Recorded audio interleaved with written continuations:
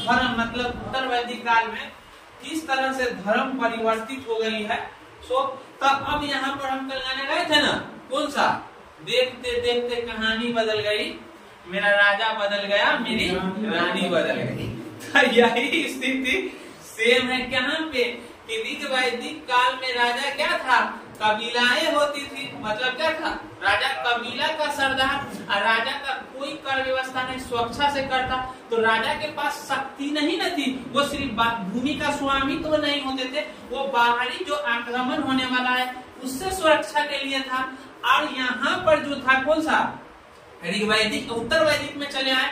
तो अब राजा का क्या हुआ, साम्राज्य पूर्व के क्षेत्र पूरा विस्तार हुआ।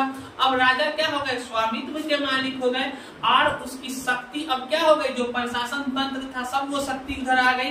तो अब राजा क्या हो गई, कर भी निश्चित कर दिया गया 1/16, और उसके बाद क्या कर दी, बलि प्रथा भी लागू हो गई। तो अब राजा वास्तविक शक्तिशाली हुआ, तो राजा बदल गया।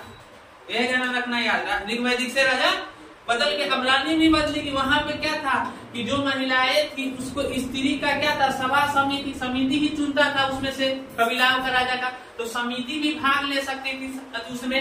लेकिन यहाँ पे उत्तर वैदिक काल में क्या हो गया, समिति में से क्या हो गई, महिला का हक ही खत्म हो गया, महिला भाग नहीं ले सकती है।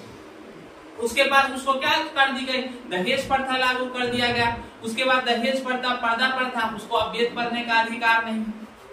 तो बदल गई महिला का भी स्त्री, तक देखते देखते कहानी बदला ना, नाम याद रखना है, सब बदल गया। कहाँ, उत्तर वैदिक का।